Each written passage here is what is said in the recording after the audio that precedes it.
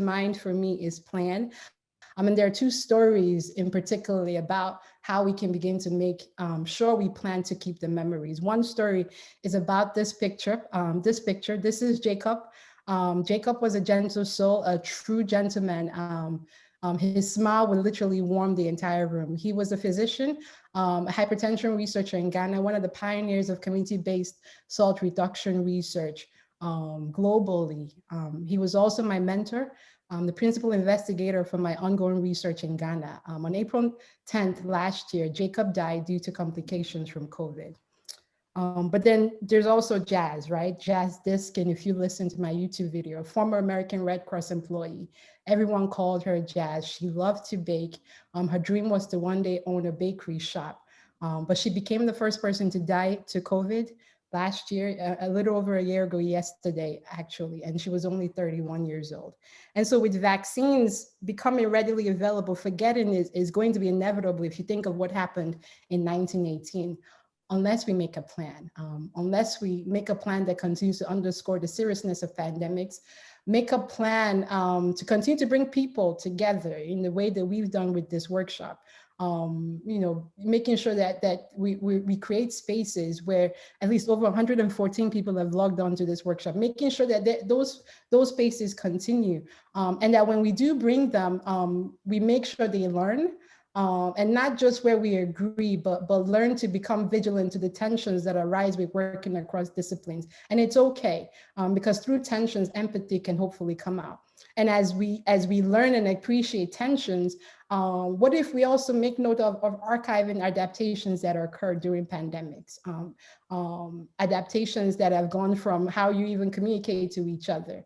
What if we continue to, intentionally keep those adaptations? And as we do that, what if we intentionally continue to nurture spaces for community resilience, spaces for community adaptation, spaces to even dialogue, like we've been doing through this? And I think if we do so, maybe the future may not fall into another amnesia, another forgotten pandemic, but instead stories of Jacob and Jazz will remain. And so without further ado, I think we have a great panel to lead us through to the future. I will begin with Dr. Collins Ariambua, who is the pioneer in terms of the Pen 3 cultural model that Dr. Oladinde showed yesterday. He's been at the forefront of understanding how culture influences health behavior.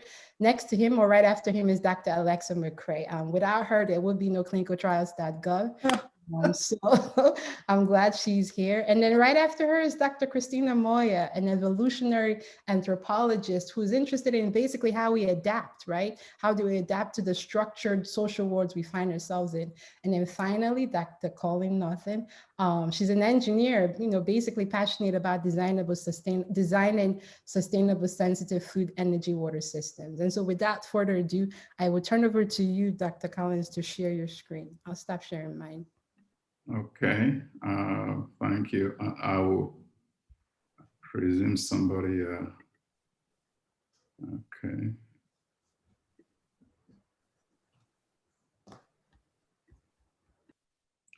All right, thank you, Dr. Welumo, and thank you, co-panelists. And it's been actually fascinating listening to the presentations. And earlier today, I had the privilege to listen to some of the thoughts that were shared. What I would do in the 15 minutes I'm allotted is to really pose some questions. My work really is structured around questioning the question. I always believe that the question can be posed in a way that the answer is inevitable. So we're going to, I will start by, there's on the title, we talk about anti-racism and decolonization, which is so central to the work that I do, framed in different ways, but all still pointing to the forgetting that Julia talked about, the role of culture, the question of otherness, and to look at that in what we try to argue in this article, that cultures matter, that WHO very early on, and we heard some of that this morning, basically concerned with messages, rightly so, and how to get individuals to engage in risk mitigation. that focus on individual. And what we wanted to point out in this article fall into three basic categories. The first being that drawing on the work, as I've often done, of Chinua Achebe, or his words of wisdom. When he was asked about his writing at some point, he said, when one thing stands, something else must stand beside it. When one thing stands, something else must stand beside it. And it's very easy to take that to mean there are alternatives. He wasn't really talking about a center and a margin, or one thing or the other. In fact, the way to understand that is to think of not an A and B, a 1 and 2, but to think about an A and a 1.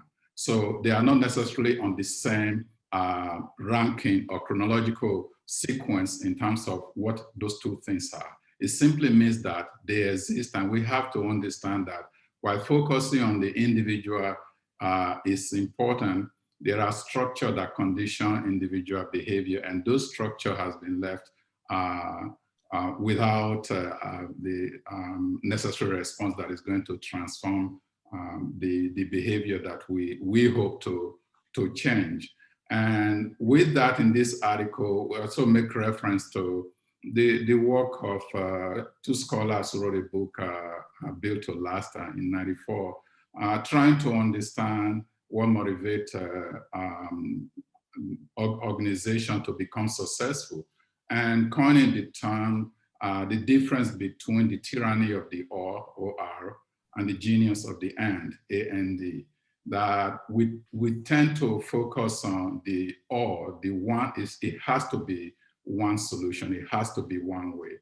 And the notion that there is actually something that stands beside that is not really a B to an A or a 2 to a 1, but it's simply different. And that we have to begin to wrestle with. And that comes to the third message we wanted to share, and that was the subtitle of my topic.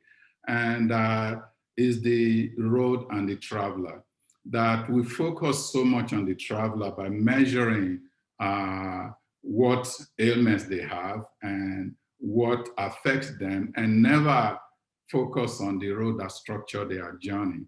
And that is a part of the challenge, and what we have to be looking at in the future is how well we understand the road, not simply who travel on the road and what problem they have. So I will frame that into 5 basic questions that I will touch on briefly, and that we need to identify the globalization of racism, identity, whiteness, and otherness, not just in the US space, but in global space. And that place matter. And I've often said that it's a first word in every third word and a third word in every first. But beyond that, the question of how voices are either silenced or heard, and who is speaking for whom. The question of generation is one way that we've tried to understand the different agencies that coexist in a single space. And I've served in university leadership, and I've often said that in a typical department, if it's mature enough, you may actually have 5 generations coexisting in one group. So you have to begin to understand what the impulses are, what motivates one to engage in relationship within and across generation. We've often talked about engagement, which is so important. In all the development goal from Millennium Development Goal to Sustainable Development Goal, the notion of partnership and relationship is being crucial. And when is it hierarchical and when it is horizontal? And the final thing is that the story that we tell will only matter if what we do have been sustained. So sustainability is really about understanding this culture, not of the A, B, or 1, 2, but of the 1 and the A, and understanding that they may not be on the same platform in terms of norms and value, but they exist, and how do you understand them from within their own space? And if you can do that, then you can actually forge partnership. Also, on the question of identity, And I wrote a blog last year where I said the political architecture of colonialism is racism, that we cannot really decolonize. And past 2 or 3 years, a number of public health students, Harvard, Duke, have been organizing conferences, basically raising the question of colonizing of our global health curriculum and how it needed to be decolonized. And of course, that process, that project dates back to decades. But basically to understand why it still remains with us, because Ngugi wa Thiong'o's book, Decolonizing the Mind, the child was now being exposed exclusively to a culture that was a product of a world external to himself. He was being made to stand outside himself, to look at himself. So it's a case of a culture, one, being subjected to a culture A's value. And the culture one, either over time, has never had a space to actually examine the numerical value where the alphabetical value of the other culture is what is dominating, influencing. And until we tackle that, we cannot really have the partnership that is necessary to deal with those other levels. And we have to tackle it and we have to face it. And Baldwin said that not everything we face can be changed. If we are going to change it, we have to talk about the genius of the and why one side has been silent all along. A part of that, and the first article is really about a global engagement. You can call that decolonization. The anti-racism component has to do with how do you measure risk? What does risk mean? Not just in the terms of the individual and the structure. Brilliant presentation earlier today to talk about the role of aerosol and how it hasn't gained the attention it should have. But just looking at risk mitigation the way we understand it, I wrote this blog that the editor of this journal wanted to make it into this journal. Basically was an experience I had where I was in Pennsylvania planning a trip to come to Atlanta. News item recommendation was being made that if you have to travel, that driving was safer in terms of risk mitigation than flying.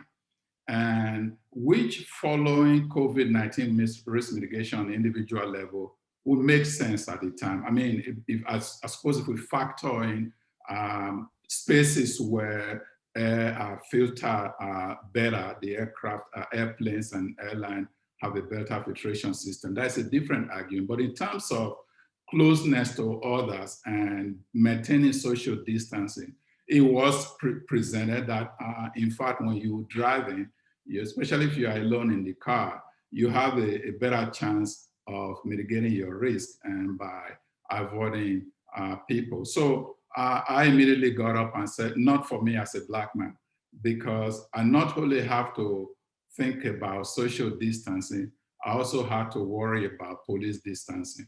I was going to drive 12 hours from State College, Pennsylvania to Atlanta. I would have to cross states and municipalities that have been notorious for visiting violence against the Black body. So the risk for me wasn't just for COVID-19, it was also for racism that expresses themselves in police brutality.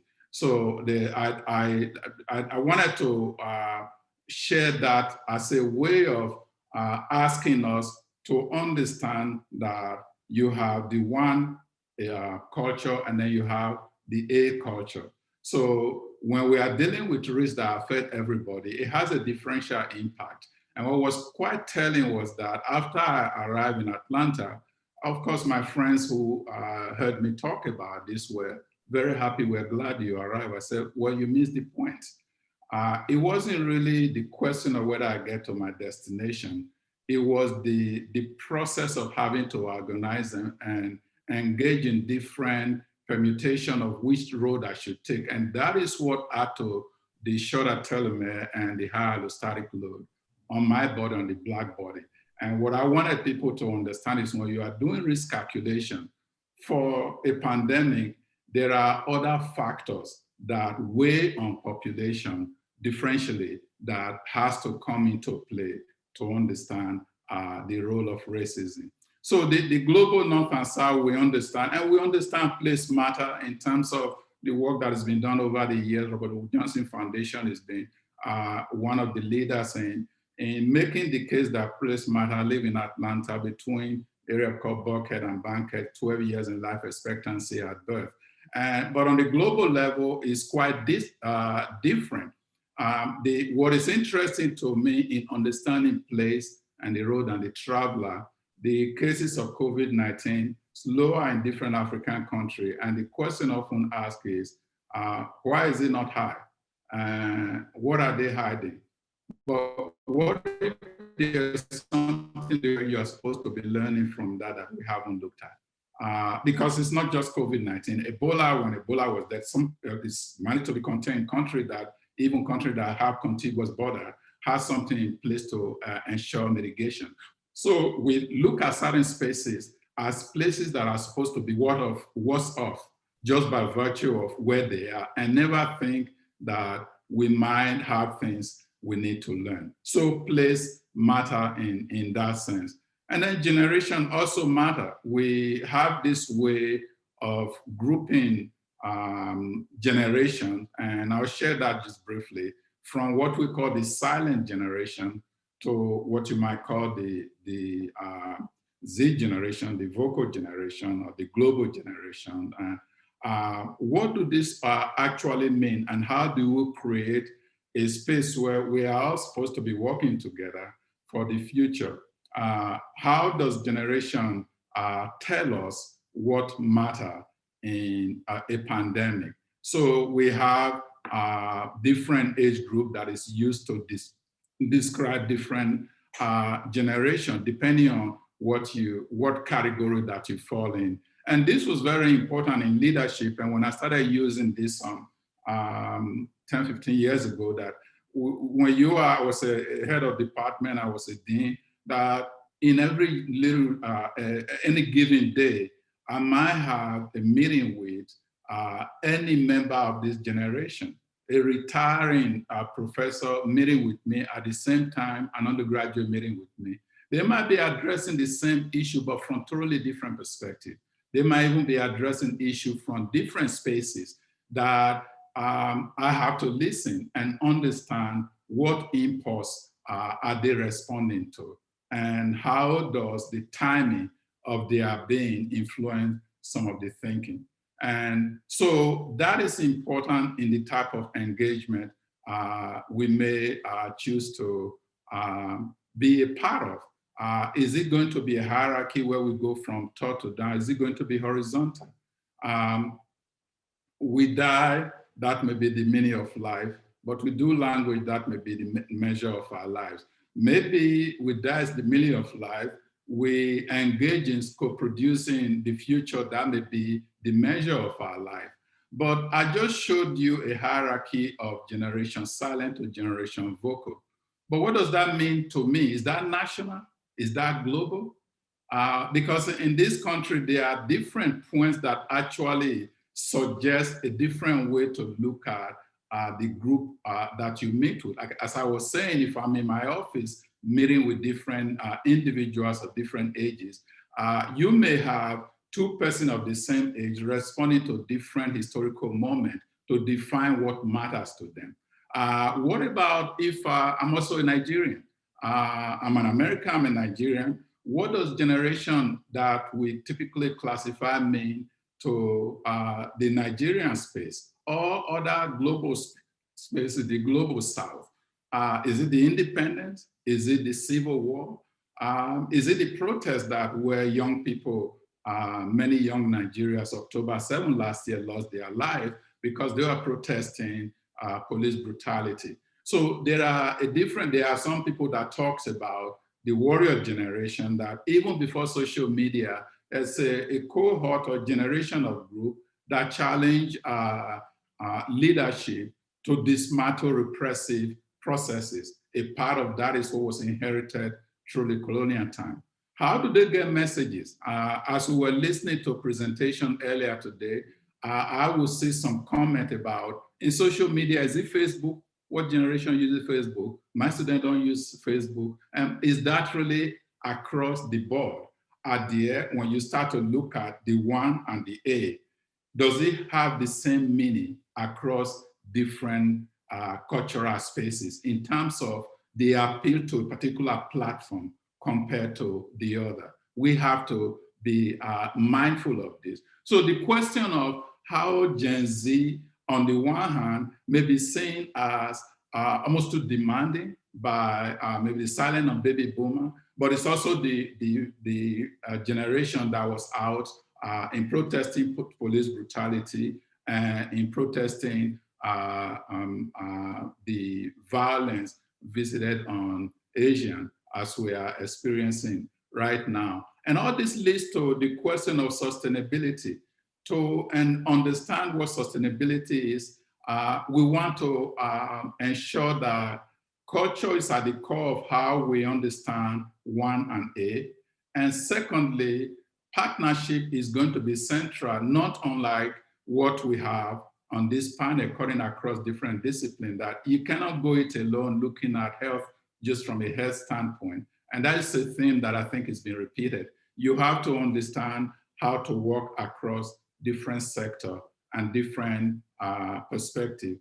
And you have to begin from the standpoint of culture. Nobody can teach me who I am. You can describe parts of me, but who I am and what I need is something I have to find out for myself. So the different group understand how to redefine what history matters, what is important for not just survival, but for the group to thrive. So that to me is so central to the way we move forward. What are the cultural elements? Not simply coupling culture with barrier, but understanding cultural strength and understanding cultural wealth and what people bring to the table. So in questioning the question, if you were to take the top 5 sustainable development goals, is it poverty in education or poverty in culture? Is it hunger? No hunger. Hunger, knowledge, there are people hungry for knowledge. When we say good health, is it only in clinical health, which is what it tends to be in terms of allocation of resources? If we say quality education, is the education relevant? Does it offer spaces for people to enter into their culture? Achebe famously said, no one should enter their home through somebody else's gate. The exact quote is, no man should enter his home through another man's gate. When you see your gate, will you recognize it? What are the theorizing and framing that occasion the way we learn, where it is the A culture that is privileged, the 1 culture is only seen only in relation to what the A is supposed to be. Gender equality, are we really talking about equality or is it equity? Almost suggest that we have to look at why intersectionality came to be. Kimberly Crenshaw describing the experience of representing Black women suing for job discrimination in a company that could produce a record having promoted Black men and having promoted white women. And so those Black women didn't have a case a sort of president to hang their case on. So she came up with the notion of intersectionality, where the intersection devalues and present a challenge in trying to address how a system actually devalues what you do. And in all of this is a case of learning to be mindful of a single story and the danger that occasions single story, which is why, and in all this, no poverty, there is a particular way we think of poverty. No hunger, there's a particular way we think about hunger. Education, equality, and all of this, and when we look at it on a global level, it is more than the conventional meaning ascribed to any of these development goals. So in the African expression of the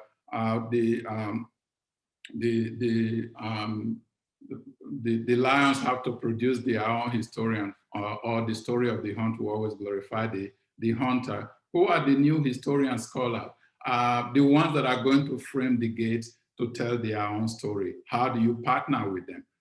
Given the limit of what you may or may not know about your own gate. And how do you own your story so that your narrative reflects the value within your own space? And all this is dealing with the theory and the models that we bring to bear on the work that we do and the way we understand risk and intervention. So we go beyond what matters and what matters to us. We've always measured individual-based performance in IQ.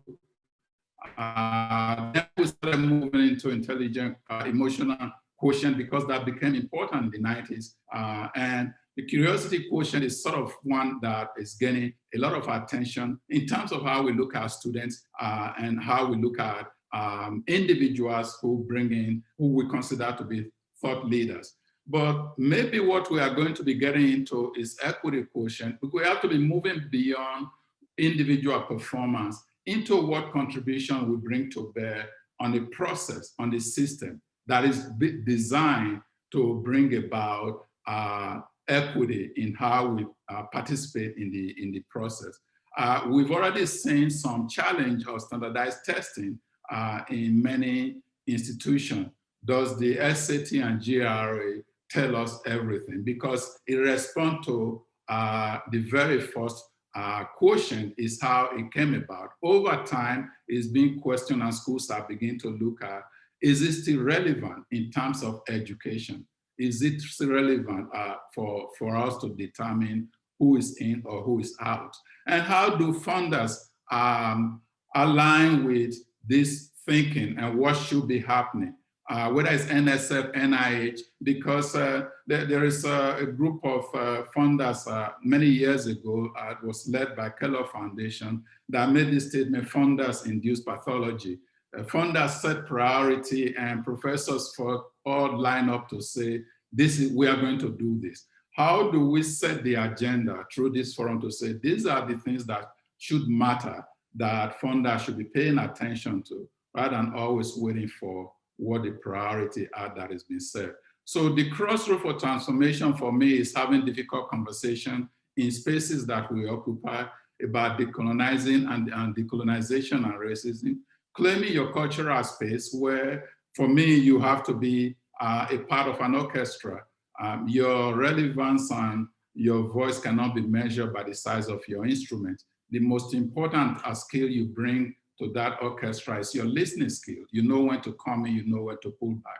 And of course, to be comfortable with being uncomfortable, which is a byline for me in the past 30, 40 years, and the demand to hear multi-generation voices, and that the Gen Y and Z have a lot to teach us. And we are learning. We need to pay more attention to what we are learning. Because on any given morning, a generation might take a pause of the money to walk us through history of why we need to come together.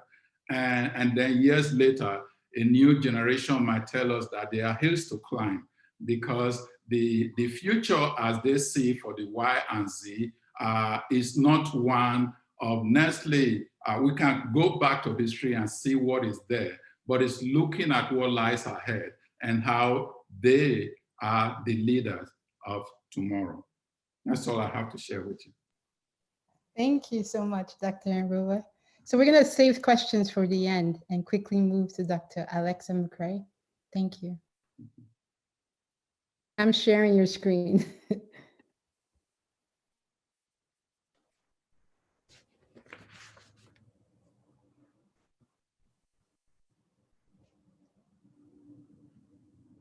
Great. So thank you very much, Juliet and Collins, for that very nice, inspiring talk.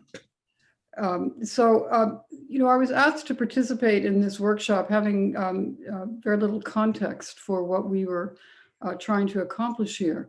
But as I've thought about it, you know, the human aspects of this particular pandemic are quite clear. We've talked about a variety of things in this workshop so far. But if I could have the next slide, I would say that COVID continues to shine a very, very bright light on health disparities. So if I was going to focus on any aspect of the human issue here, of remembering and not forgetting, as Juliet said, I think health inequities and health disparities is a very important one. The reason I put up this slide is that early on in the pandemic, at the very end of March 25th, I think was the first one, the American Public Health Association and the National Academy of Medicine got together and prepared and presented this series that they called COVID-19 Conversations. They've now had about 18 of them, and my husband and I have listened to every single one of them. They've been excellent, and I would recommend them to you. You can just go to their website, and they're all recorded, and the slides are there.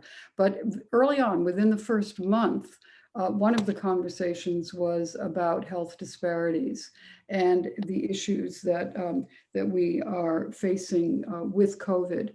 Other topics that they have looked at were social distancing rather early, and testing, and reopening schools, therapeutics, vaccines, and variants. But I thought it was telling that quite early in the pandemic, the issue of health disparities was brought to the fore. So I recommend this to you, and I can have the next slide.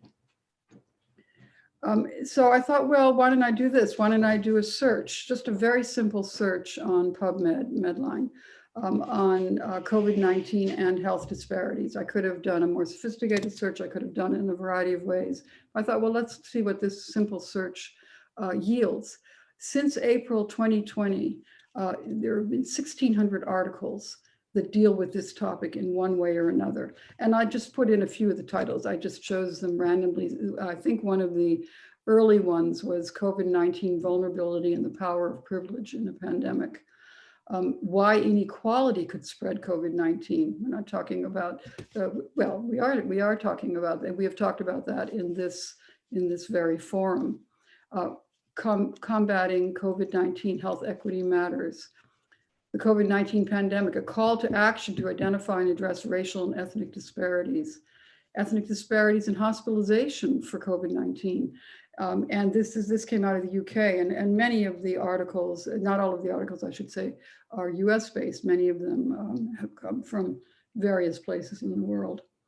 And one that was a little bit unusual, the digital divide, how COVID-19's telemedicine expansion could exacerbate disparities. Again, you know, the digital divide here is something that has come up, it came up actually in this workshop with regards to being able to navigate the websites for getting vaccines. Excuse me, excuse me, next slide, please. So the Healthy People 2030, this is something that comes out, is for the Department of Health and Human Services and its Secretary's Advisory Committee on National Health Promotion and Disease Prevention. And they've been doing these decadal studies since 1990. The first one dealt with mortality and with aging, but ever since 2000, they've been focusing on health inequities and disparities. And this one just came out and was, and I gave you the journal reference there at the bottom. It just came out in early March of 2021. And so, as they say, the COVID-19 pandemic highlights underlying inequities and disparities across all segments of the population. There are major discrepancies in rates of infection and death, and this is familiar to all of us who are participating in this workshop. To reduce health disparities and advance health equity, systems approaches are needed. And this has come up a little bit in the workshop, but not dramatically. That is to say that often when we're talking about issues, whether it's health literacy or other kinds of disparities, we focus in on the individual when really what we should be doing is focusing on the system and the context. And I guess to be fair, it really has come up. It's the context in which people are living and existing, these so-called social determinants of health. So I'll take the next slide then. So just last week, exactly 1 week ago, The Science Times, which is part of the New York Times, comes out every Tuesday. They interviewed various people and they asked for expert advice for the next outbreak. So we don't forget, what is the expert advice? What should we do? So one person said, well, what we've learned is specifically related to the social determinants of health and how these can predetermine health outcomes. The underinvestment in public health was a massive vulnerability for an effective response. And another comment, a robust public health system would allow us to implement the kinds of things that we need to implement: surveillance, tracing, tracking, and data collection that's critical to responding. So these are all issues that what we have to do better going forward. So the next slide. What we were asked to talk about and what we are opining about is how can we ensure the sustainability, longevity, and institutional collective memories for the future? And it's, as Juliet said in her introduction, let's not forget. How can we ensure that we don't forget the lessons that we have learned in this pandemic? So I'll take the last slide then. And what I would say is that we need to, first of all, and importantly, focus on the data. And I'll say a little bit more about that. But I do believe that we need to engage the broader public health community. And there have been a few comments made about public health researchers in this very workshop, with which I strongly disagree. And I am strongly supportive of the public health community, and it may be that some of their methodologies have not been what is wanted or as methodologically sound as has been for which they've been criticized. But certainly these public health officials are the ones who are often on the ground. They do have a very strong social justice basis. So I wanted to say that not only should we engage the broader public health community, but all other types of communities, and many of those have been represented here. The focus has been on social science, but there are many communities that that will have something to say about this. So focusing on the data, then we need to make data open. And I have been a proponent of this probably throughout my career. As Juliet said, I created clinicaltrials.gov, and I think as part of doing that, I probably became radicalized about openness in science, and that we need to provide access in this case to patients and families, but more generally, we need to provide access so that we can do the kind of research that we need to do. I recently chaired a National Academies of Sciences Open Science by Design study, and we took on, it was published in 2018, and all of the Academy studies are openly available. You can just download the PDFs. And we took on a lot of the issues in how do you make data open. We've talked about some of that in this workshop. And some of the barriers and challenges, but also some of the opportunities. So I am, as Collins would say, I'm part of the optimist generation. And I think that we can solve this problem. There are many ways to address privacy and other issues that we would need to address. Preserving the data, some of the challenges here are that we don't necessarily have the infrastructure to do that. We have various data repositories, whether they're at universities or federally funded, or in some cases privately funded. But we need an investment in this, in the infrastructure for preserving the data. We need to develop more sophisticated data tools and make those openly available and study them so that we can look for flaws in methodology and make improvements. And as has been said eloquently by Collins and others in this workshop, this is a global problem. We need to share our data globally, and we need to interact with our global colleagues. And with that, I'll leave it. Thank you. Thank you.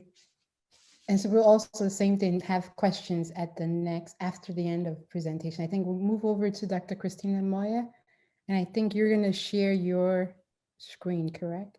Yes, sorry for being so difficult. I have too many animations. Okay, no. Yeah, so I want to talk a little bit about timescales and mechanisms of cultural change, what we know about this from the cultural evolution work. And it's totally right what Juliet says, I tend to focus on adaptation, but today I want to focus a bit on inertia as well. So how our histories kind of influence our ability to prepare for the future. And has anybody figured out what city I'm illustrating here?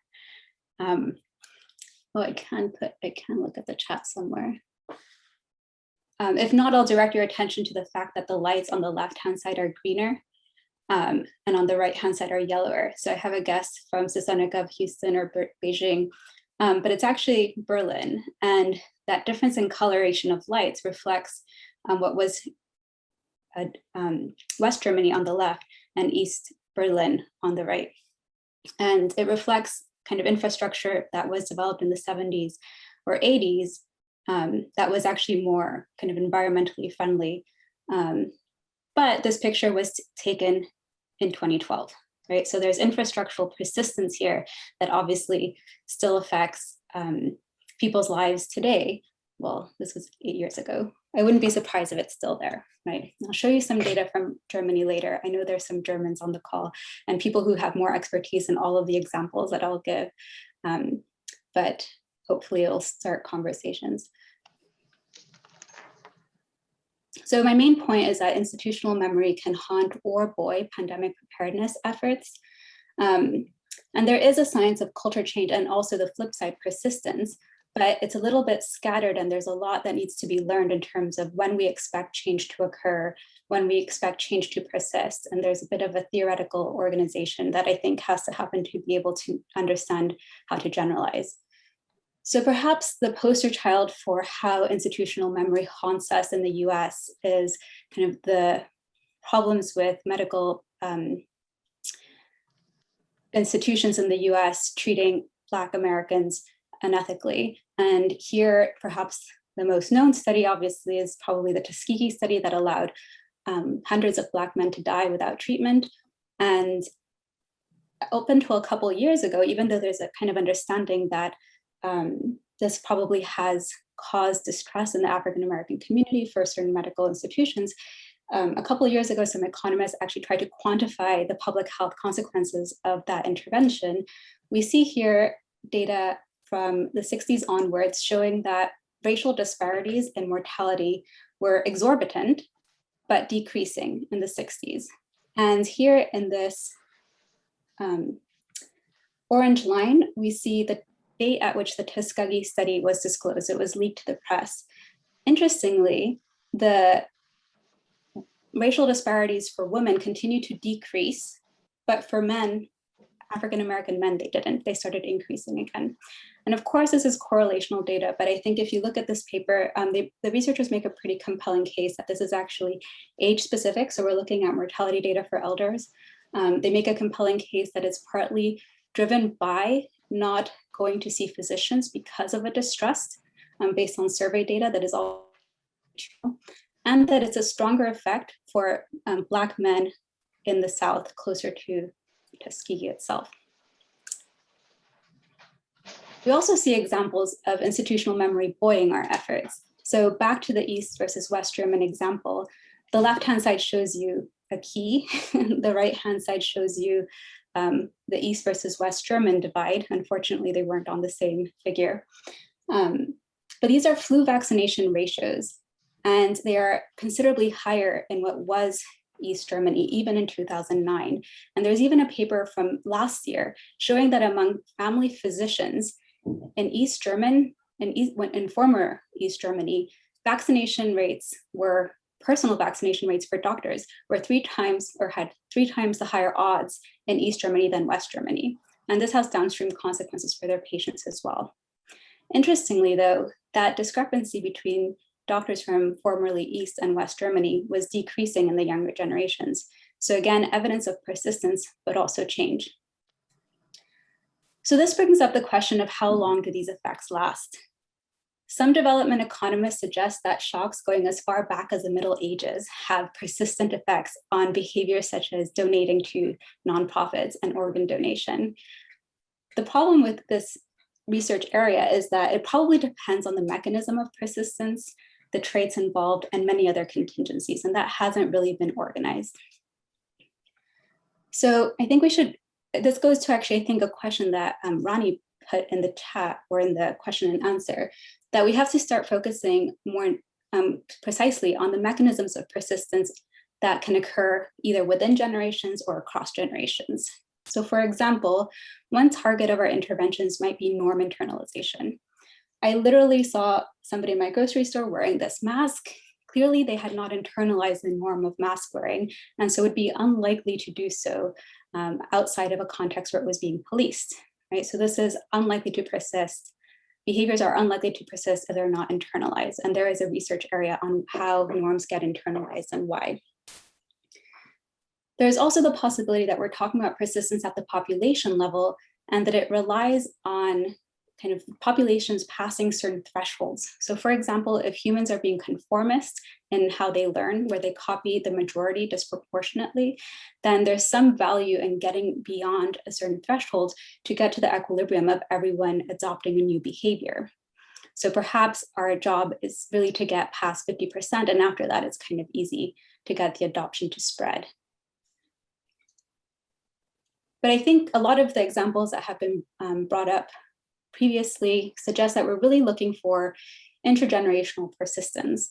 And with culture, generations are not just reproductive generations, but we have evidence that we are capable of that as well. So here's an amazing example of intergenerational socialization, probably either both parental and also community-based socialization into what are really high fertility norms among Hutterite religious communities in North America.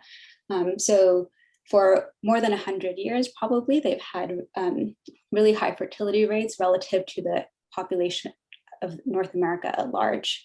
And interestingly, again, some evidence that there can be change in the 80s it plummets, but it's still considerably higher than North American total fertility rates. And an example that Kimberly brought up earlier of Japan and East Asia, perhaps more generally, being kind of prepared for mask wearing in this epidemic because of the SARS epidemic suggests something like intergenerational socialization as well, except not reproductive socialization. And perhaps that some communities might be better equipped, or that those norms kind of fit better with certain expectations or other belief systems that are already in place. And so this is quite a different mechanism than the kind of intergenerational inheritance of formal institutions or infrastructure that I was alluding to with the Berlin example. And so it matters kind of what mechanisms we want to target. And there are so many other dependencies that, of course, I'm not going to get into now, but which traits matter? So what kind of game are we playing? Are we playing a coordination game where it's valuable for everybody to be on the same page? It's probably quite a bit harder for everybody to adopt going from right side of the road driving to left side of the road driving. It requires coordination to do it all in one go, right? Or is it a private behavior where I can adopt it by myself, independent of what others are doing? Population size and structure matters. We have evidence, robust evidence from genetic evolution anyway, that natural selection is a stronger force relative to drift in larger populations. And there's some evidence of similar processes in cultural evolution as well, where larger populations are able to maintain knowledge sets more faithfully. And of course, the structure of social networks matters in terms of what spreads and what persists. And to paraphrase the Seneca yesterday, obviously it's going to depend on how concerted our efforts are to reverse the impacts of systemic inequities of the past and obviously of our present day as well. So I just want to end with this metaphor of a light wall that was an art installation made in 2014, 25 years after the fall of the Berlin Wall. And I think it's an apt illustration of kind of what we want to accomplish, which is to find ways of remember, to learn from the past, but also not be haunted by it. Stop sharing. Christina, thank you. And last but not least, we're going to move over to Dr. Colin Norton, and I will share screen now.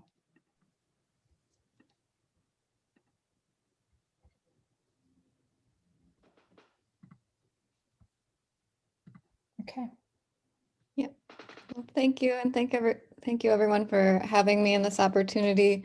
I've been really learning a lot from this workshop. I know we mentioned we need training, or engineers need training in social sciences, and I was a beneficiary of that at the University of South Florida. I took anthropology and public health classes, not to say that I'm an expert by any means, but I try to at least integrate anthropology and engineering. I'm an assistant professor in civil and environmental engineering at the University of California, Merced. So today I'll be talking about using what we learned from COVID-19 wastewater-based epidemiology for future pandemic prevention. Next slide.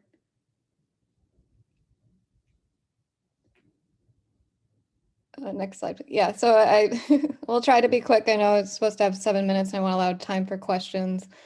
Just give you a background on WBE if you're not familiar, a global dashboard for wastewater monitoring efforts for wastewater-based epidemiology, and the transition to a global data center. So thank you, Dr. McRae, for mentioning data centers and the need for open data. I've definitely been promoting that for wastewater data and how WBE can be used for pandemic prevention. I don't know if a lot of you have seen Frozen 2. I rewatched it this weekend and I thought it was really relevant to this theme, because saying water has memory since it's passed through you humans multiple times. So next slide.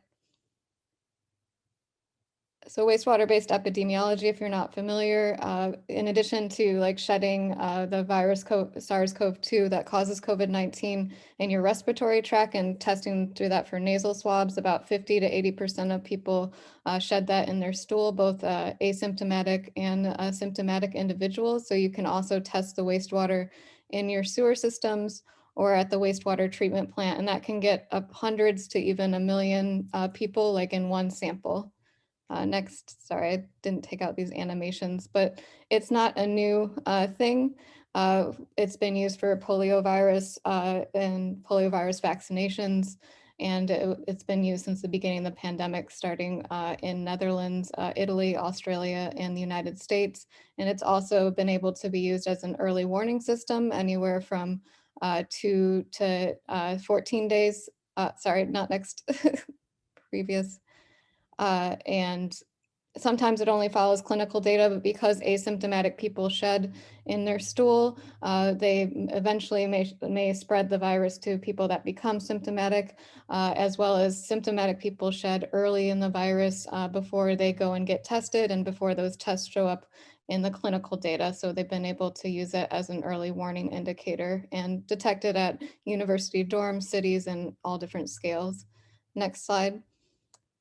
So we inspired by the Johns Hopkins University dashboard, we wanted to create a dashboard for wastewater data since it could potentially be used as an early warning system, and we saw a gap in this. And we had some COVID-19 seed funding from the Center for Information Technology Research in the interest of society, and created a Twitter account. So I like all the mention of Twitter and using Twitter data. So thank you, Dr. Trotz, for all her training in grad school to use Twitter, and I've acquired some followers since May, and the dashboard has really grown to about 50 countries, over 200 universities, and 59 data or dashboards in over 1,400 sites. Next slide. And so this is, I won't get into the details. We have a preprint out and I'll link it in the chat about our methods. A lot of people may think, oh, it's just points on a map, that's easy. It takes about 2 hours of my time every day and undergrads and grad students to go through Twitter keyword searches every day, traditional literature searches, and we have Google form submissions. We do try to only make it publicly available data due to some of the concerns, and we update about weekly, so we'll have another update coming soon. Next slide. Related to yesterday's talk on equity and some that we've highlighted today, we did more of an analysis of the distribution of wastewater testing, and unfortunately we've seen, similar to clinical testing, access and vaccinations, disparities in equity. There's 0% low-income countries monitoring SARS-CoV-2 and wastewater that we've been able to find. of the 50, 36 or 72% are in high income countries. And we hypothesize that even within high income countries, there's disparities. Merced, we have the 4th highest amount of COVID-19 cases. Central Valley is disproportionately suffering from COVID-19 and has a lack of wastewater testing for SARS-CoV-2.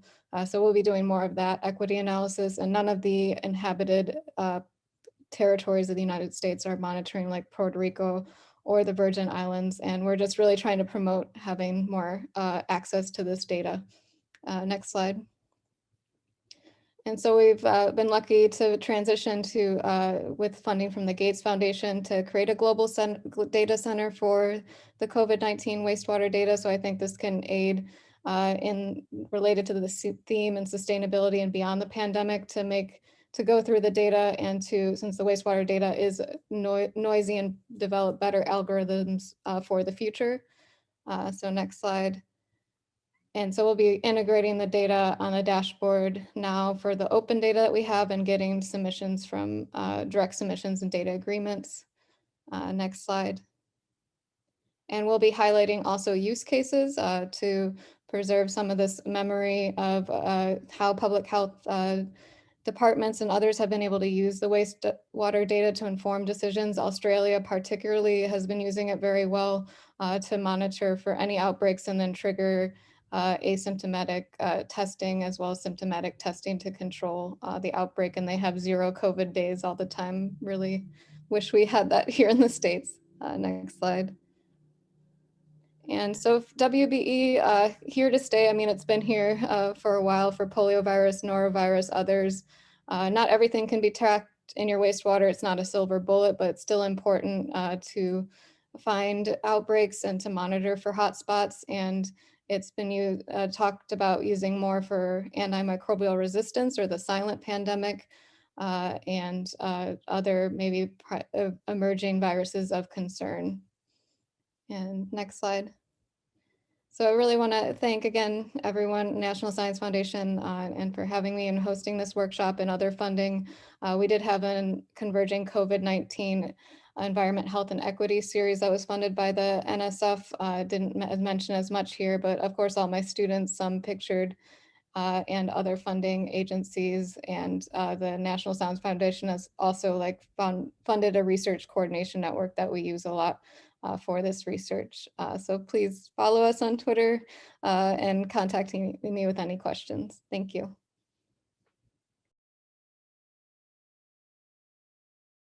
Thank you. I think we're going to open it up now for questions. I'm turning it over to you, Heather.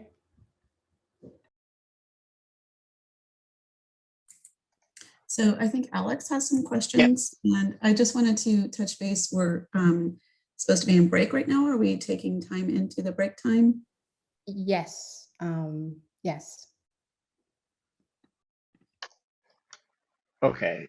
So we had a question asked during your intro, Juliet, which is they're kind of wondering about the factors involved with intergenerational, with forgetting, with intergenerational institutional transmission, the curation of knowledge, of social strategies from below, specific and vulnerable communities, and erasure of history and experience by dominant groups. Are these kind of the main drivers of that forgetting?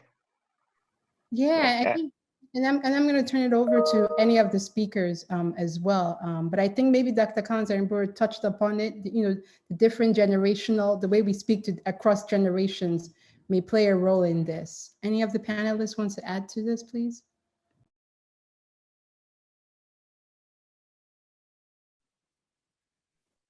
Yeah, I'm not sure I understand fully the question of, if you recall in one of the slides, I shared the thought of Ngugi wa Thiong'o that talked about basically how we are taught in school to be a stranger in your own home.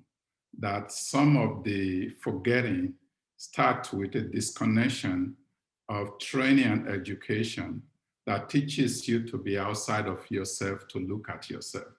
So when it comes down to memory and remembering, if the focus is what you see from outside of yourself, looking at yourself, then you are missing what it is to be in yourself and look at yourself.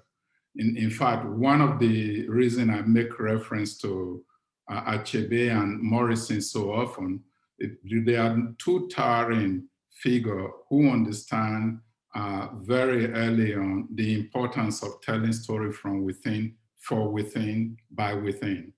And a number of the work that we do is sometimes in opposition to something, how we're different from something, how we are different from somebody. Making memory is more about who we are for who we are for us than necessarily how it's, even though you cannot discount that. That is why I talked about it's not the or, it's the and. You still have to come to terms with repressive gaze, even as you try to dispel it while you're under its influence.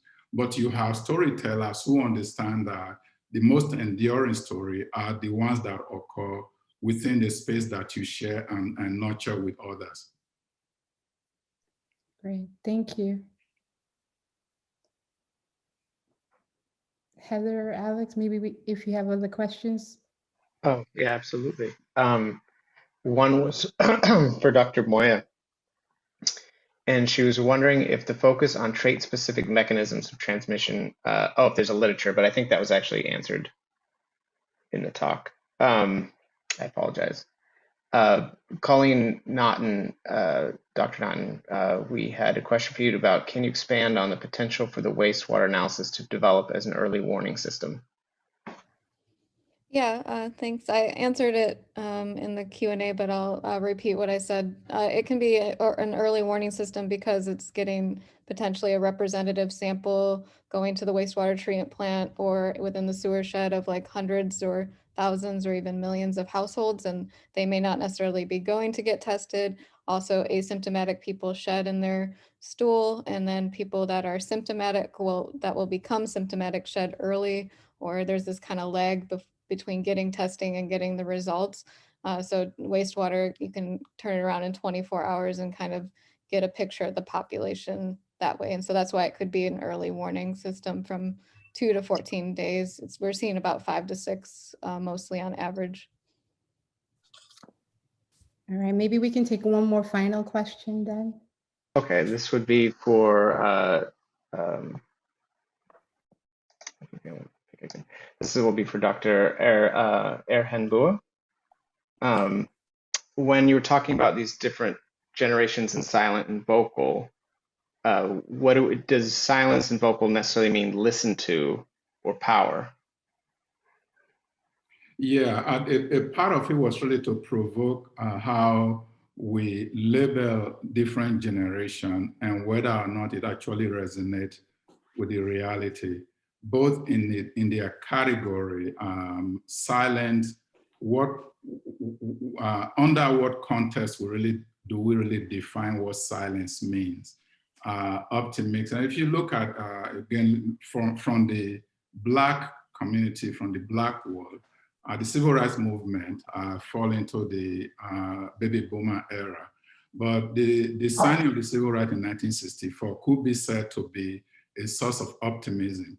But that may not necessarily be what is reflected in the overall classification of the silent, of the optimist generation. So it's a question of first understanding the different categories and begin to lay them apart and unpack them to see, is it true for everyone? Which is not to discount its value. Basically, is it true for everyone? How is it different? Is it true for people from other countries? And then as you go down the list, there was always this suspicion that the Y and Z generation were either impatient or, in fact, one of the classifications for the Z generation is that they demand to be seen and recognized, its presence in social media. And a part of my response in talking to Z generation is that a part of their demand is not just for themselves, it's bringing attention to issues that others have been silent about and has not really taken the necessary action. So it is not to take the category where the way we understand it, the way the Pew research has classified some of them, but it's up to us to begin to unpack what they really mean without discounting it, hence the and rather than the or. And with that, I want to say thank you, a big thank you to our panelists and anchor speakers. You guys were phenomenal. And I hope that we create a plan that allows such conversations to continue. Over to you, John. Thank you. Yeah, great. So a few things. We will get a short break here, about a 5-minute break, because at 1:45, sorry, that will be 2:45 Eastern. We'll start our breakout groups in the other Zoom.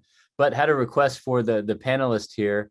If you feel comfortable, turn on your camera, and a few of us are just going to grab a screenshot of everyone here. Since we'll be ending the day in the other Zoom, just wanted to take a moment to do that. So I will, and we'll do it in the other one as well at the very end, but wanted to do this here. So on the count of 3, smile or whatever you want to do. Okay, awesome. And 1, 2, 3. Nice. Wonderful. So I'm going to share in the chat the other Zoom instance where we will have our final round of breakouts, and we will do it just like we did last time, but you should be in a different group now. So have fun with the last group, and then we'll stay in this other Zoom instance to wrap up the day. So just share that. Again, we'll see you here in about 6 minutes at the other Zoom. Thank you so much. Thank you.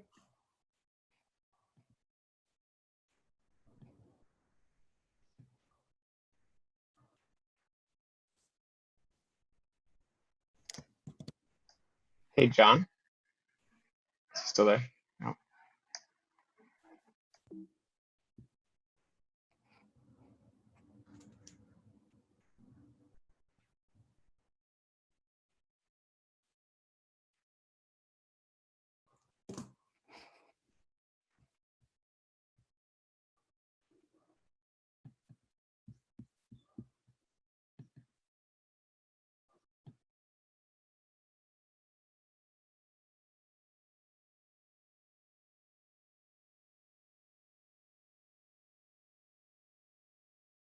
Wrap up. You ready to go though, right? I'm ready. Okay, good. Well, not, I mean, it's already 7:30 and I'm in somebody else's house and they're serving me wine. So you better go quickly. Okay, all right. Well, with that in mind, I just want to thank everyone for sticking with us, for attending this meeting. It's been a really interesting experience. I think we're going to take a lot from this. So thank you, everyone. I'm really thrilled to introduce Monique Bergerhoff Mulder, who recently retired as a distinguished research professor at the University of California, Davis in the anthropology department. Monique was trained as a sort of classical British social anthropologist, and then came to the US and in a pretty classical social anthropology department at Northwestern, acquired an evolutionary focus and was one of the real innovators of a sort of new evolutionary anthropology, and has been an innovator all along. One of the leaders in the field that's broadly known as human behavioral ecology, but Monique has always reminded us that we have to think about social relations and we have to think about culture. She became a real innovator in the study of cultural evolution as well.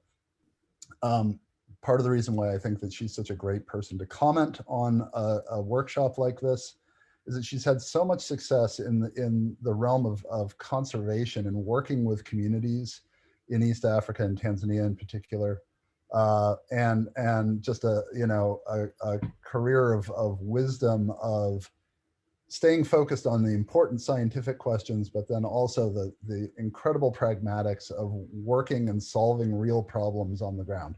So with that, Monique, please take it away. Goodness, Jamie, thank you very much. None of it deserved. And as I said, it's almost 8 o'clock in Britain, and we're pretty tired. But good evening from Bristol, anyhow.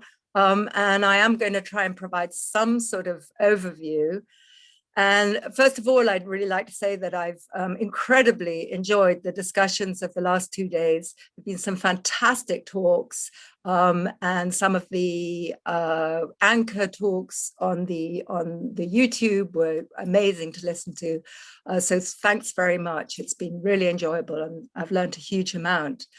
I have prepared some slides, not really because I've got any data, but just so that I don't have to look at myself. Let me know when you see them. Here we go. You seeing my, can you see my slides? Thumbs Yes. up, anyone? Yeah, great, Yes. fantastic. Okay, so my title is We're Not All in This Pandemic Together.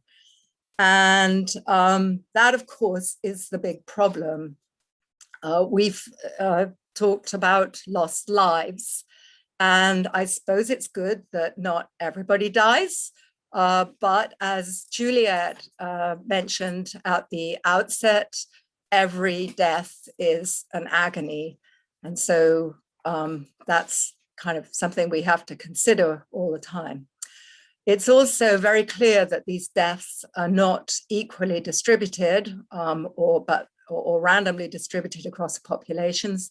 There's deep structural inequalities, which, as Sesunika outlined so clearly in her talk, reflect deep structural inequalities, not only, and this is not, of course, only in the US, but also around the globe, although we've talked much less about that.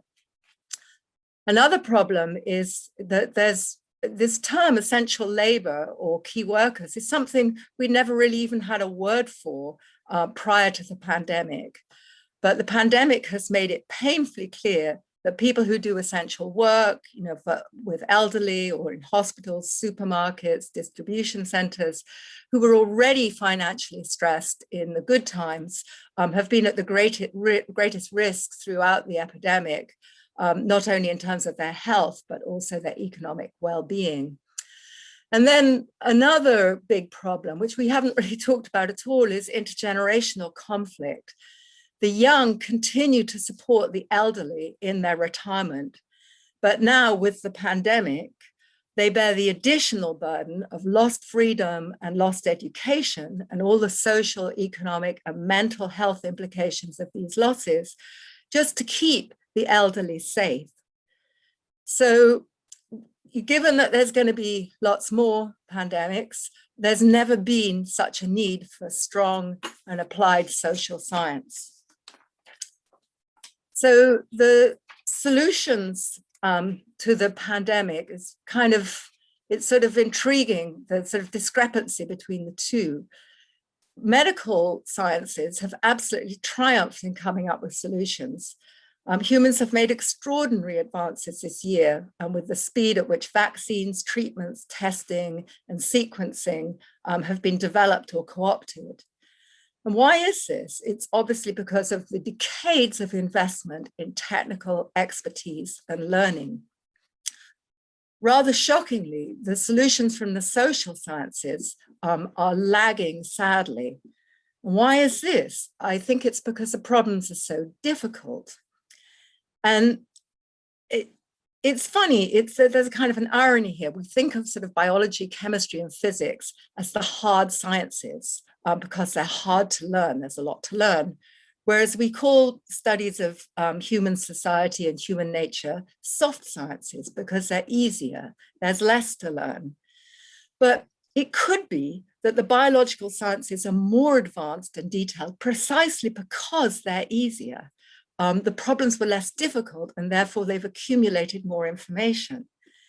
Now, I don't mean to suggest or detract from the extraordinary achievements of the medical sciences over the last year, but I'm rather trying to highlight the incredibly difficult, or sort of classically the wicked problems that we are beset with as social scientists trying to study the behavior of our incredibly complicated species.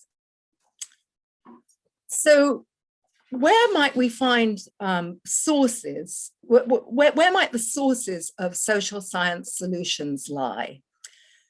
We've learned a lot about this in the last 2 days, what these might look like, but I'd like to just try to refocus on some of these. First of all, pursuing interdisciplinarity. I think it's interdisciplinary work is no longer a pipe dream, not least surely because NSF has really invested pretty heavily in cross-disciplinary programs, which have been incredibly productive.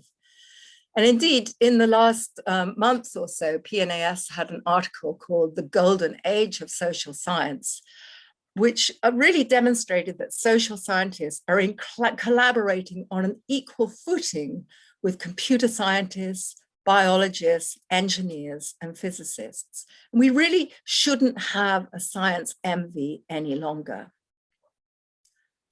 Another source of social science solutions, I think, lies in our increasing exploration of heterogeneity. Now, social scientists are, I can think of them conventionally as kind of spouting means, medians, averages, you know, the usual kind of bar graphs that we see. But as David Laser's presentation made clear, the action may really lie in the tails of the distributions, or alternatively, we could think in the corners of simulations. And as we start to look more in these kinds of sort of hidden pockets in our samples, we may be in a better position to explore the pockets of diversity and disadvantage in our societies, and also the pockets of advantage, which equally need to be studied. Another source of social science solutions that I see is the way in which we're increasingly challenging typologies. And so in one example here that actually we talked about in one of our breakout groups is the idea of community. We talked yesterday about how communities are no longer spatially nor geographically distinct, nor even temporally distinct, because we think about sort of our traditions as part of our community. And in one of the areas that I work in, the sort of community-based natural resource management, there's been wonderful work by Agrawal and and Gibson, who've done an incredible job sort of de-essentializing and demystifying the term community, because communities in reality are highly heterogeneous. And this has been really useful in trying to kind of challenge conservation organizations who tend to use the term community as a kind of a rallying cry that, you know, once they work with the community, everything will be okay. We know that this isn't true. Communities are complex and heterogeneous. And similarly, with respect to challenging typologies, I think about the term indigeneity. This is obviously a very, very important concept, and we've had some really interesting talks about it in the last 2 days. But now we have the tools to understand that even within an Indigenous group, there can be differences in, for example, the adoption of external norms or the capacity for cross-cultural competency. And here I'd like to highlight the work of John Bunce, who works with the indigenous Machigenga and Mestizos in Peru and uses scenario analysis to determine which individuals are able to work with both, you know, use both their indigenous and outsider norms, and who prioritizes one set of norms over the other, and how this relates to the differential bargaining power of the individual. So, and finally, the final source of social science solutions obviously lies in that we're focusing more on processes and less on description. And so this brings me to the next topic, which is models and theory, which is obviously critical. This is something that Christina raised in her talk earlier this afternoon on trying to understand the persistence of cultural behavior. So the role of theory, there's an awful lot here, and I'm obviously just going to have to go through it very quickly. First of all, in 15 minutes, don't give me a chance to even scrape the surface of debates over what is meant by the word theory. I think probably however many people are in this session, we all have a different definition. So here I'm simply going to go back to Durkheim and the idea that they're social facts and that these can be studied like any other facts in the material world. And as in all other sciences, we need to be acutely aware of the biases that we bring to this supposedly value-free and objective enterprise. And I'll come back to this at the end. So what theory have we seen here in these last 2 days? I think it's been a little bit hidden and a little bit dispersed. So let me try to regain focus on, or to try to refocus on 5 different areas that at least I'm familiar with. First of all, this the emerging theory of culture. And I've got references on this slide. In the next slide, I'll give the details on them so that if people want to go back and find out what this work is, they can. Because I've noticed in the discussion, in the chat group, people often want to know where ideas of the speakers are coming from. So this new theory of culture really deals with how norms and ideas and traits and behaviors emerge, spread, persist, and die as a function of population structure or its network or its connectivity. This comes, this is nicely summarized in Richardson and Boyd's more recent popular book, but goes back to the early 1980s. So I don't like the term cultural epidemiology, but I'm using it here to remind me to point out that really, every night on our television sets or on our social media platforms, we're looking at epidemiological models, or at least at the sort of predictions that come out of epidemiological models. And I just want to highlight that these same kinds of models are being used to talk about change in culture, and they're incredibly important. We've seen evidence of them in Jamie's talk, also in Paul's talk, and in Christina's remarks this afternoon. A second area of theory that's really important is the understanding of when individuals use individual versus social learning. Masudi's not the origin of this, but he's got a really nice book which includes discussion of this.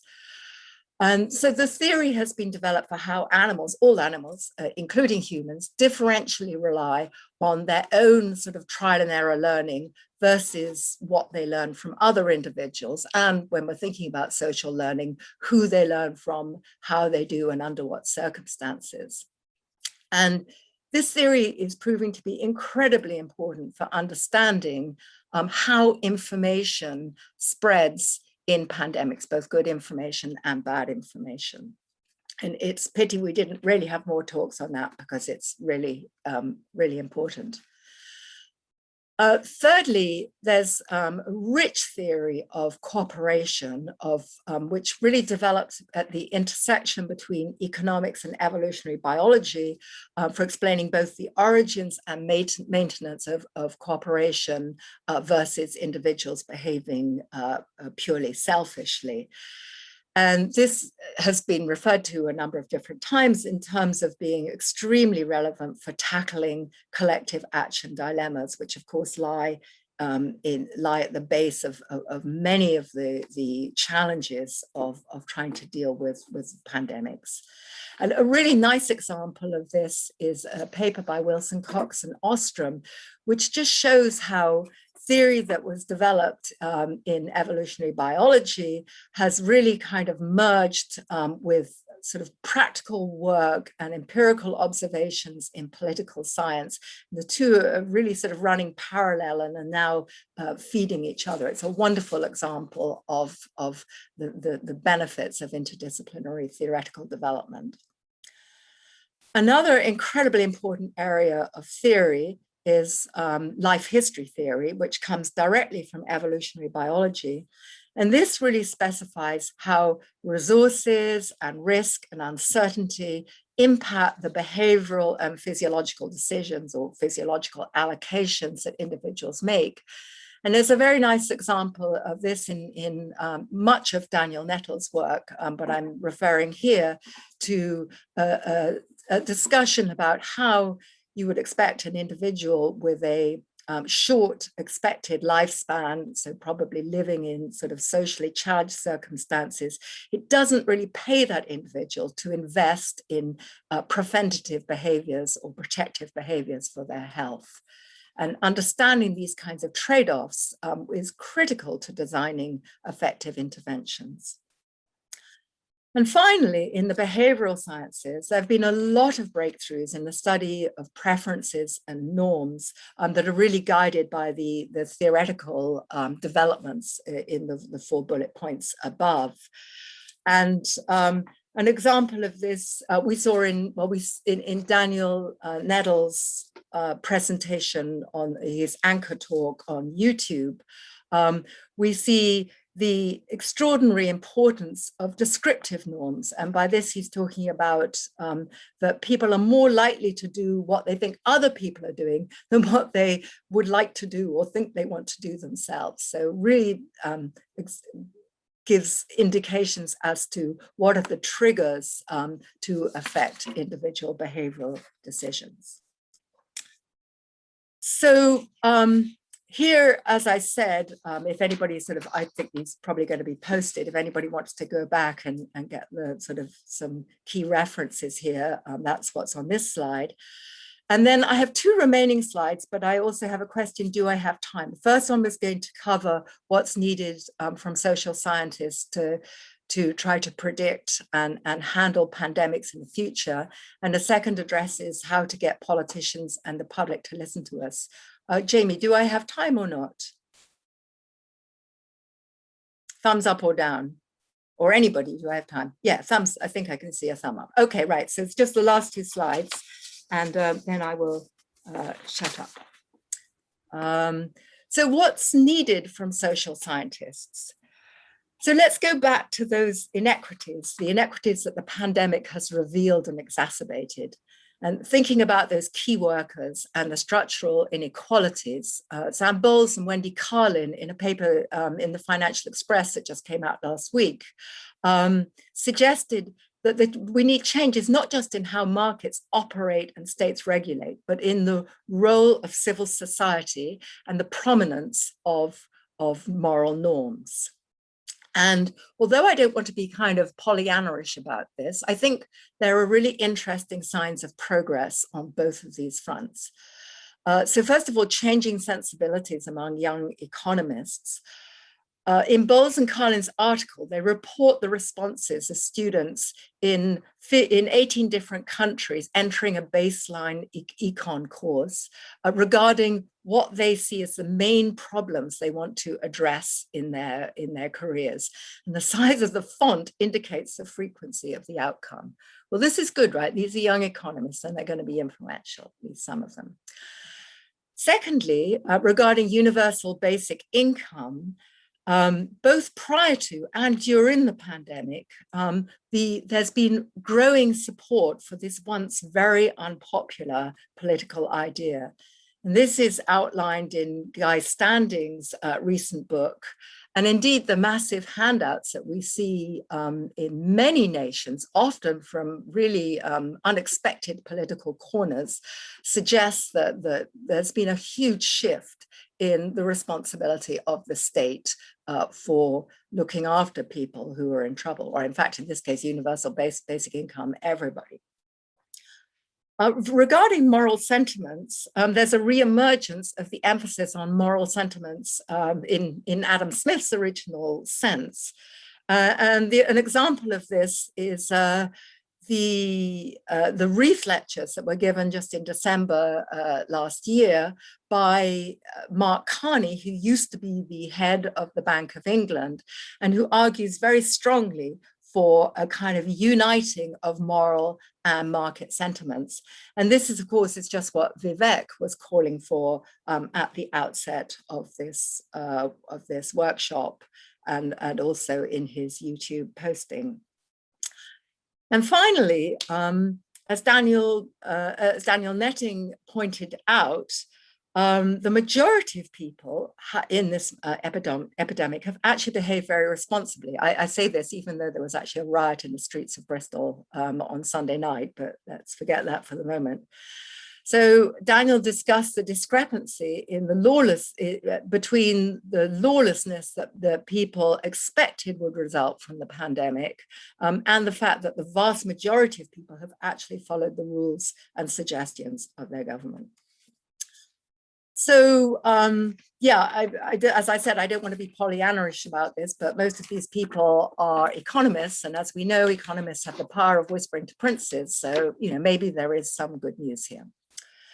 So my final slide then is, what is the relationship between science and politics? Or, you know, how do we get ourselves heard? And I think one important point to make is that the relationship is changing. Over the last year, we've all become very used to seeing politicians and scientists sort of shoulder to shoulder on our televisions each night. And so we really can't think of these as being entirely sort of uncomfortable bedfellows. But it does raise the question of how do we communicate better? And I very much like Naomi Oresti's recent book on why trust science. She stresses very much the importance of transparency and process. And she points out that despite all the inadequacies of academia, its biases and its structural inequalities that we're all very aware of, science does operate as a globally coordinated system and has a highly distributed governance structure with increasing emphasis on open science, on reproducibility, on data sharing, and on transparency. It also has an adaptive system that constantly evolves in response to new challenges, such as government interference, new technology, new sources of data, and all kinds of new tools. And it also, the sort of point that I draw from her book is that we need to be much more public about our processes, how we deal with fads, how we deal with fashions, how we deal with fabrication. We really need to put much more emphasis, not on what we do, not on what we find out as scientists, but how we do it. That's how we're going to increase trust in what we do and hopefully get people to listen to us more. And so I'll end up just very briefly with Caniglia et al.'s recent call for for what they call science diplomats who go beyond disciplinary research that separates and causes misunderstandings, who can tolerate incomplete knowledge, the uncertainty we've talked about a lot in the real world, who can work with governments, markets, and civil society, both locally and globally, and who can integrate knowledge to act as honest brokers in decision-making processes. And I think that this workshop has taken many big steps in this direction, and thanks very much for your time. Bye. Now, get rid of this. Stop share.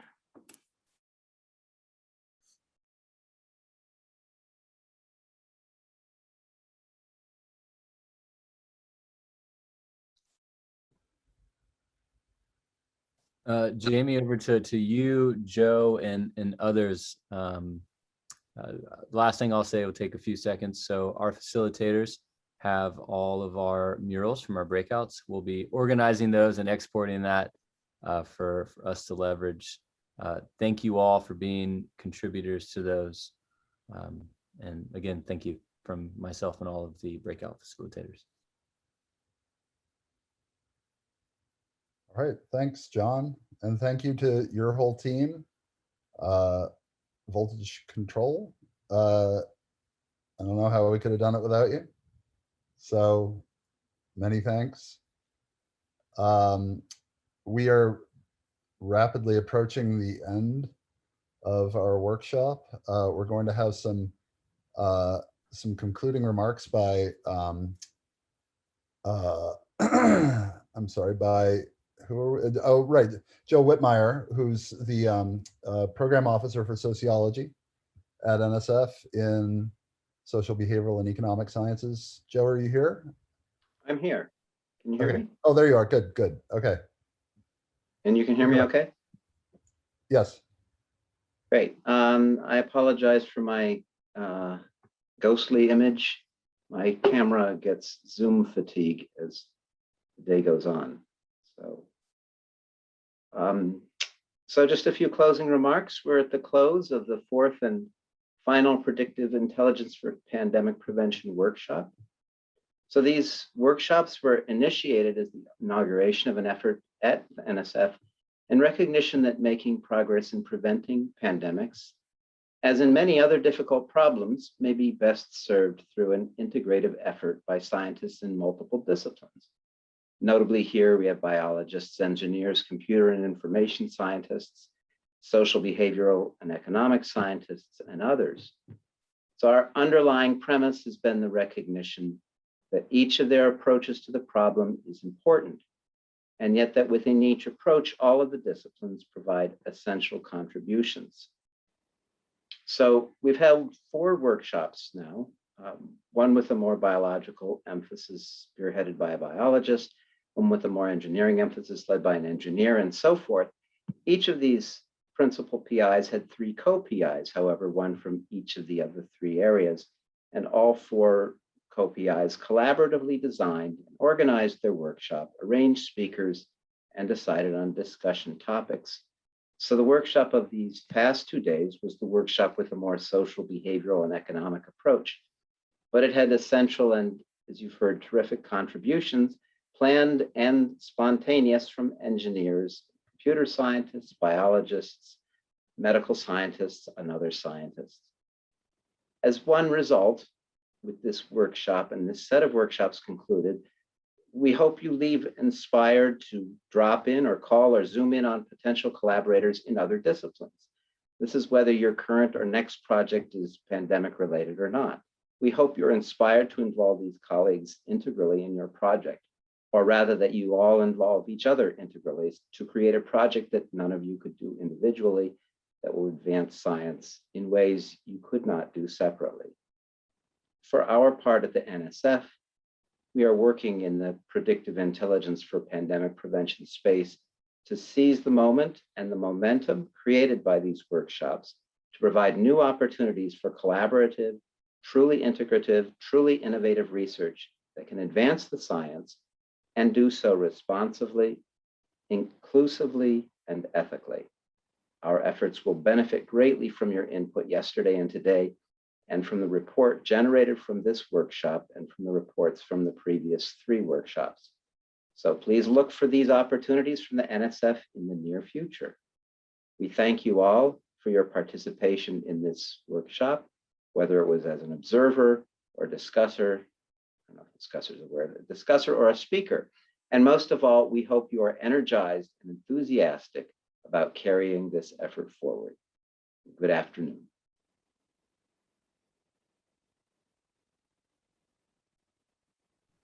Great, thanks, Joe. It's been a pleasure working with you and Rebecca in particular.